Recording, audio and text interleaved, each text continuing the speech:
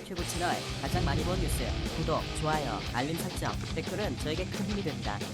우리나라는 KF-X 프로토타입 롤아웃 행사를 개최하고 비행기의 이름을 KF-21 보라매로 공식 발표했습니다. 행사에는 KF-21 개발에 참여하고 있는 인도네시아의 프로보온 국장장관 등 대표단이 참석했으며, 개인적으로 감동적인 부분은 문재인 대통령이 KF-21 개발에 공을 세운 한국항공우주산업 직원과 민간기업 연구원 등 20명을 호명하며 이들의 공로를 치하한 점이었습니다.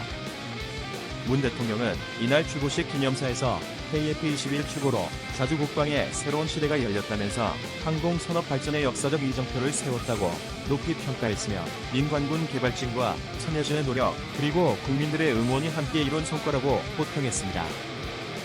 KF-21 보라매 롤아웃 행사 이후 외신에서도 많은 관심을 보였습니다. 그럼 해외에서는 KF-21을 어떻게 보고 있는지 보겠습니다. 유튜브 채널 가장 많이 본 뉴스, 구독과 좋아요, 알람 설정은 좋은 영상을 만드는데 많은 힘이 됩니다.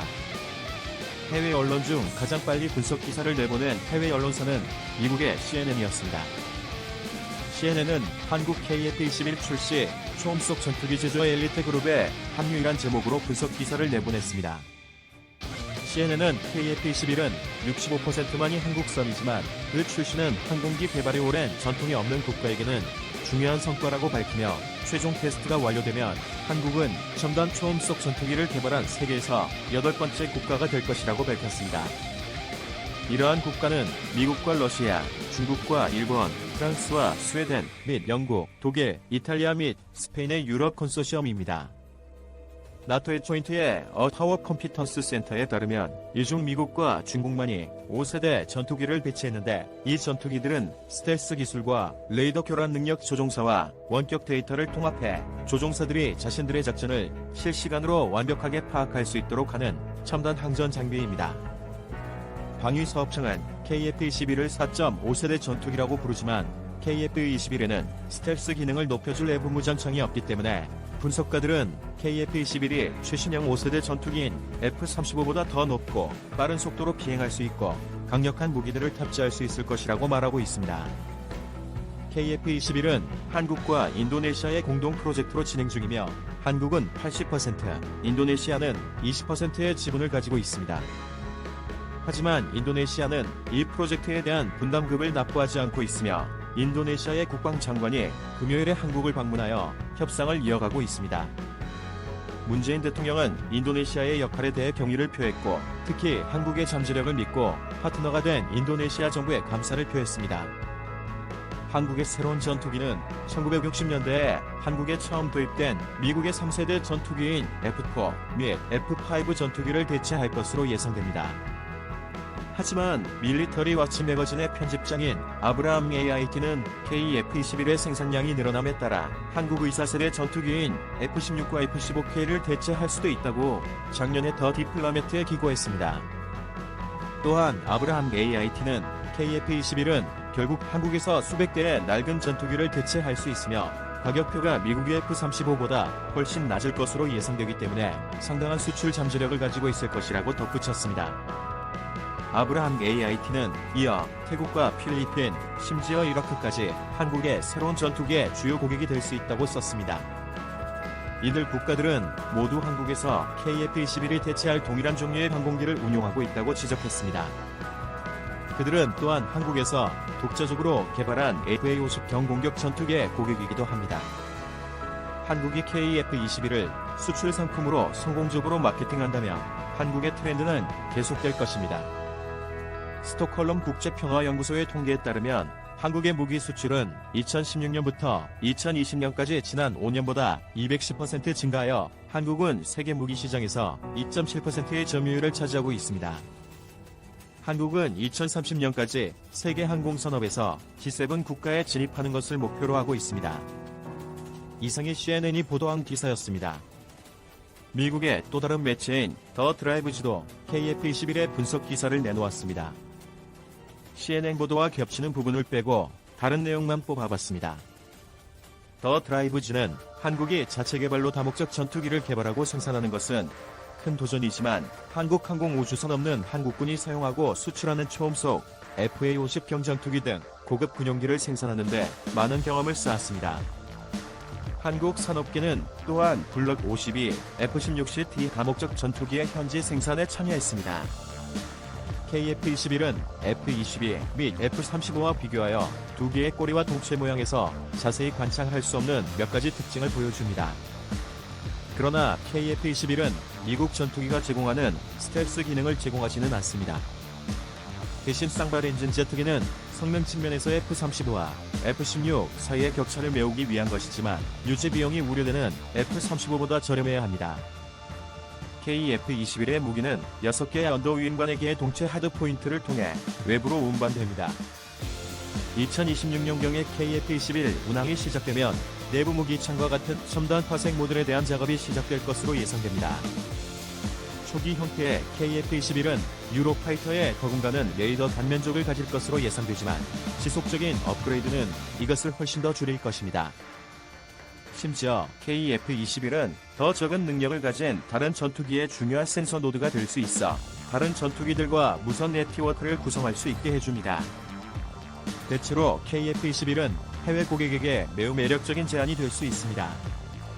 이 항공기는 F-16C보다 더 나은 운동학적 성능을 갖도록 설계되었으며 한국의 한화 시스템에서 생산한 에이서 레이더와 램제트로 구동되는 미티어 공대공 미사일을 포함한 고급 무기 옵션을 갖추고 있습니다. 공대공 미사일은 유럽의 MBDA에 의해 제공되고 에이사 레이더의 비행 시험은 이미 보인 737 테스트베드를 사용하여 시작되었습니다. KF-21의 블록 2에서는 한국이 개발한 공대지 미사일도 장착할 예정입니다. 한국의 새로운 전투기는 최대 이륙 중량 25,600kg에 최대 탑재량은 7,700kg이며 최대 속도는 마하 1.8에 시속 2,200km, 항속 거리는 2,900km입니다. 물론 이것은 책자에 나온 수치이므로 항공기가 비행 테스트를 마치면 실제로 어떻게 작동하는지 기다려야 합니다. 특히 실제 전투작전 중에는 비행거리가 훨씬 짧아집니다. 현재 유럽과 인도, 일본과 터키 및 영국을 포함하여 차세대 전투기 개발의 야망을 가진 나라들은 KF-21과 유사한 전투기 프로젝트를 진행 중이지만 한국의 KF-21은 이들 나라 중에 가장 먼저 비행할 것입니다.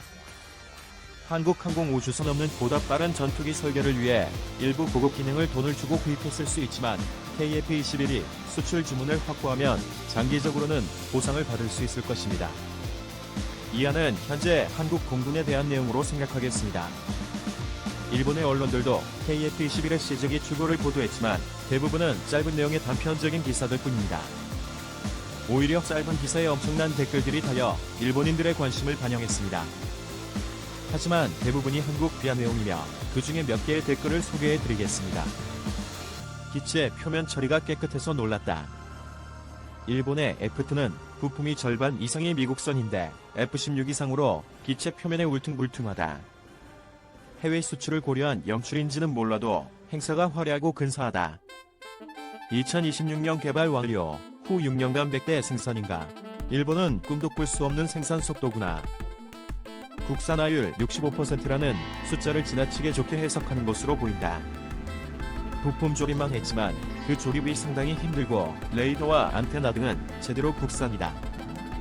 여러 가지 문제가 있지만 일단은 축하한다라고 해두자. 왜 21인가요? 왜 20이나 19하고 하지 않나? 일본처럼 2020년에 채용했으니까 20식 소총으로 했던 것과 같은 느낌이 든다. 시즈기를 완성해도 첫 비행부터가 진짜다. 운용 개시까지 F-35는 8년, Su-57은 10년이 걸렸다. 이런 것을 보면 KF-21도 시간이 얼마나 걸릴지 예상됩니다. 시즈기를 완성해도 첫 비행부터가 진짜다. 애칭이 있는 것은 솔직히 부럽다고 생각합니다. F2도 바이퍼 제로라든지 비공식적인 것은 있지만 공식적으로는 아무것도 없고 그리고 F3에도 뭔가 있었으면 합니다. 일단 형태는 되었군요. 한국인도 이 정도 일은 할 수 있게 된 건가요? 하지만 F-21을 꼭 닮았군요. 역시 F-21을 뺏긴 것 같군요. 하지만 엔진을 비롯해 전자기기 등 중요한 부분은 외제다. 아직도 2류국이네요. 윗글의 댓글, 당신은 일본의 항공 기술자라도 되나? 일본인이라면 한국 이상으로 이 정도의 일을 할 수 있을까요? 당신의 코멘트에서 오만밖에 느껴지지 않는군요. 불과 30여 년 전 한국은 민주화된 지 얼마 안 된 가난한 개발도상국이었습니다. 처음부터 시작하여 KT-1과 FA-50을 개발하고 수출도 성공하여 한국 항공산업은 비약적인 발전을 이루었습니다. 가전 조선 반도체를 독차지하던 일본을 때려눕히고 세계 제1의 나라가 되었습니다. 2018년에는 1인당 구매력 평가 GDP에서도 일본을 제쳐서 한국인은 일본인보다 더 잘 살게 되었습니다. 그런 새로운 시대를 상징하는 것이 KF-21이라고 할 수 있습니다. 일본의 이웃나라가 아니면 확실히 훌륭하다고 생각됩니다. 한국은 머지않아 KF-21과 연동되는 무인기 개발을 시작할 거라고 생각되네요. 한국은 기술력 부분에서는 일본을 앞지르고 있는 부분도 많이 있으니까. 삼성은 도요타보다 전 세계에 더 잘 알려진 회사이고 한국이라고 해서 끊임없이 업신여기는 사람은 그야말로 시대에 뒤떨어져 있다라고 생각합니다. 일본인들은 한국에는 삼성밖에 없다고 말하는 사람도 있겠지만 일본에는 그런 기업이 없거든요. 한국이 개발했다고 해서 무조건 비판하는 사람이 많습니다만 외국 기술이든 국산 기술이든 어떤 식으로든 국산 전투기의 롤라웃까지 나오게 한 것은 순수하게 칭찬할 만한 일입니다. 이것을 할 수 있는 나라는 그렇게 많지 않으니까요. 롤라웃까지 해놓고 개발을 중지하는 일은 없을 것입니다. 계획했던 대로의 성능을 실현시키면서 저 비용을 정말로 실현할 수 있을지는 모르겠습니다만. 이상 일본인들의 댓글을 보았습니다.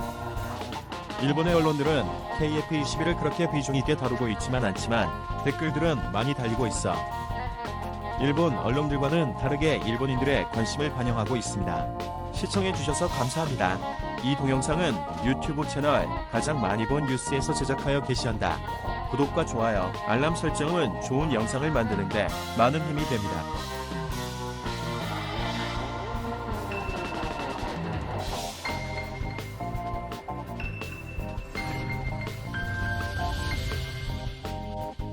유튜브 채널 가장 많이 본 뉴스 구독, 좋아요,